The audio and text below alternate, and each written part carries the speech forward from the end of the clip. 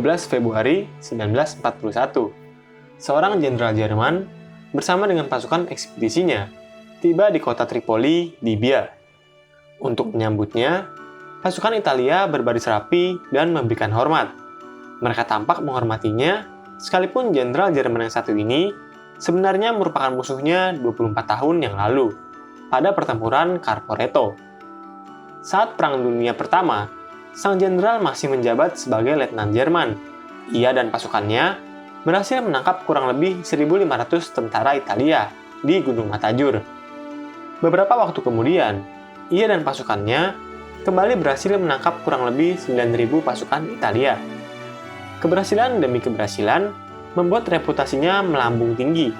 Tidak mengherankan jika ia memperoleh medali Pour le Mérite, medali tertinggi pada Kekaisaran Jerman. Sekarang, ia kembali bertemu dengan pasukan Italia. Kali ini bukan sebagai lawan, melainkan sebagai kawan. Jenderal yang satu ini terkenal sebagai pemimpin militer yang jenius dan karismatik. Di Perancis, ia memimpin divisi Panzer ke-7 yang disebut sebagai divisi hantu, karena kemampuan mereka dalam menyerang lawan-lawannya, yang kemudian menghilang dengan sekejap bagaikan hantu. Ia bernama Johannes Erwin Eugen Rommel, yang dikenal sebagai si Rubah Gurun. Tahun 1891, Rommel lahir di kota Heidenheim, kerajaan Württemberg yang sekarang sudah menjadi bagian dari Republik Jerman. Ia dipanggil Sang Führer karena ia terkesan dengan karya tulis Rommel yang berjudul Serangan Infanteri. Dipanggilnya Rommel tidak terlepas dari perubahan kondisi medan perang di mana pasukan Italia mendapatkan kesulitan melawan pasukan Inggris di front Afrika Utara. Kisah ini sebenarnya dimulai dari ketidakpastian militer Italia dalam memasuki Perang Dunia Kedua. Sekalipun demikian, sang pemimpin Italia, Mussolini, yang juga pengagum Machiavelli, tidak ingin negaranya ketinggalan oleh Jerman, yang nampaknya sudah berhasil dalam menjebak militer sekutu. Dalam kondisi yang masih tidak siap, Italia berpihak pada faksi poros dan menyatakan perang pada faksi sekutu. Mussolini khawatir apabila ia tidak mendeklarasikan perang lebih awal, Italia tidak akan memperoleh keuntungan dalam konflik ini. Tahun 1940, baik Jerman dan Italia memperoleh kemenangan berturut-turut. Jerman berhasil mengepung dan mengalahkan pasukan sekutu di Dunkirk. Di front Afrika, pasukan Italia juga berhasil menyerang Inggris seperti di Somaliland maupun di Mesir. Keberhasilan awal inilah yang membuat Mussolini semakin percaya diri dan menolak semua bantuan militer Jerman di Afrika Utara. Kepercayaan diri Mussolini yang berlebihan terbukti merupakan bumerang baginya. Terlebih setelah Italia menyatakan perang terhadap Yunani tanggal 28 Oktober 1940. Perang di Yunani ternyata tidak berjalan seperti apa yang direncanakan oleh petinggi militer Italia. Serangan mereka mulai terhenti pada tanggal 13 November, dan mulai tanggal 14, Yunani menyerang balik dan mendesak Italia hingga wilayahnya di Albania. Kondisi ini diperparah karena tanggal 9 Desember, Inggris dan sekutunya melaksanakan operasi Kompas. Mereka bukan hanya mampu mempertahankan Mesir, bahkan mulai memukul mundur pasukan Italia dari Mesir, dan mulai menguasai berbagai wilayah Italia di Afrika Utara. Kondisi militer Italia sudah begitu genting. Dua pelabuhan strategisnya di Afrika Utara, yaitu Tobruk dan Benghazi, berhasil direbut oleh Inggris dan sekutunya. Tobruk jatuh tanggal 22 Januari, sedangkan Benghazi jatuh 2 minggu kemudian.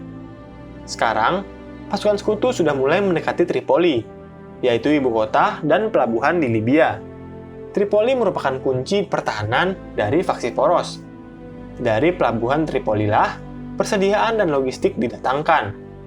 Jika Tripoli jatuh, maka bisa dipastikan Libya akan segera jatuh ke tangan sekutu. Namun sejak awal, Jerman terus mengamati kondisi Afrika. Ketika kondisi semakin memburuk, pemimpin militer Jerman sudah semakin sadar bahwa mereka harus bertindak dengan cepat. Januari 1941, sebagai persiapan untuk kampanye militer Jerman di Afrika Utara, Afrika Korps akhirnya dibentuk.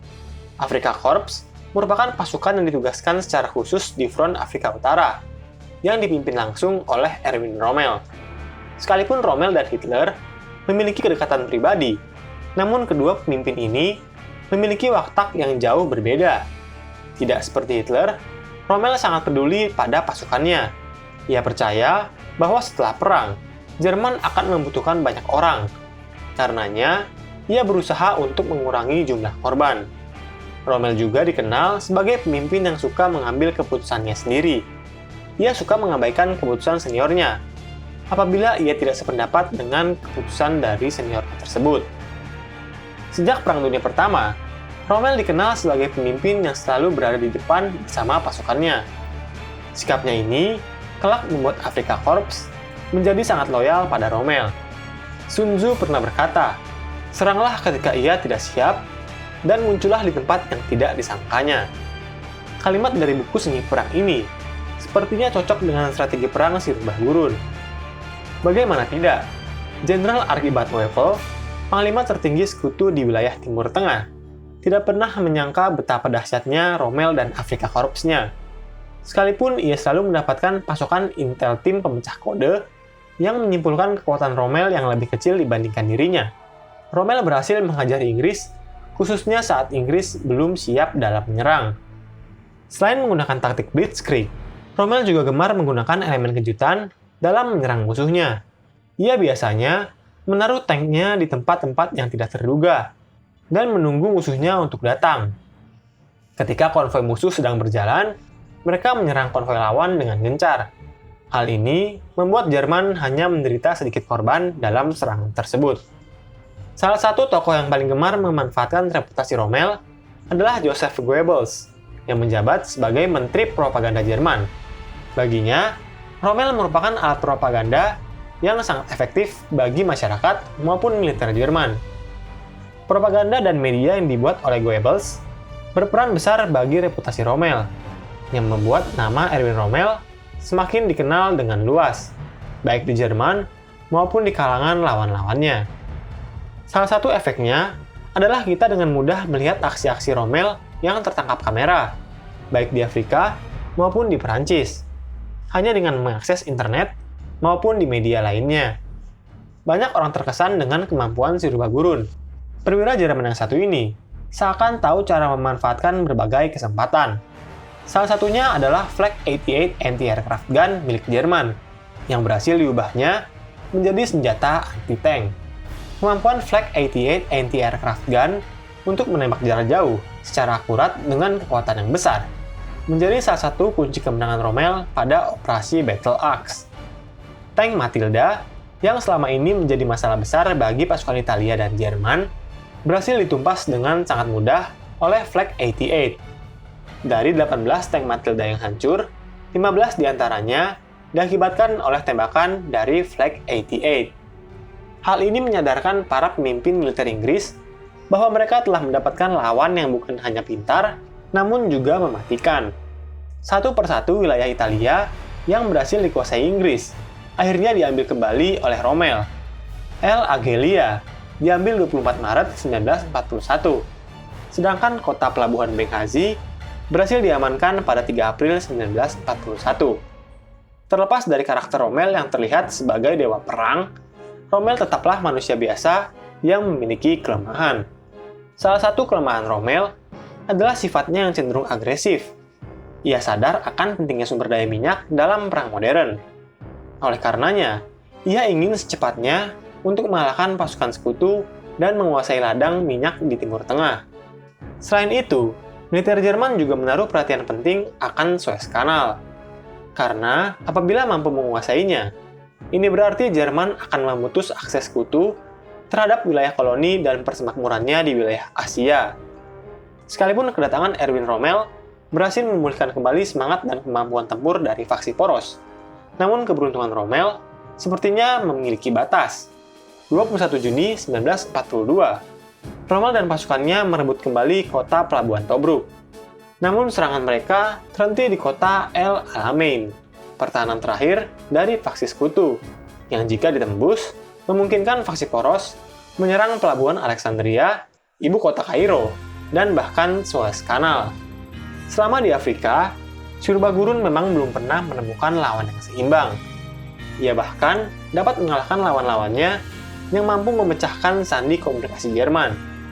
Agustus 1942, kurang lebih 2 bulan setelah Rommel tertahan di El Alamein, Perdana Menteri Inggris Winston Churchill mengirimkan seorang perwira langsung ke Afrika.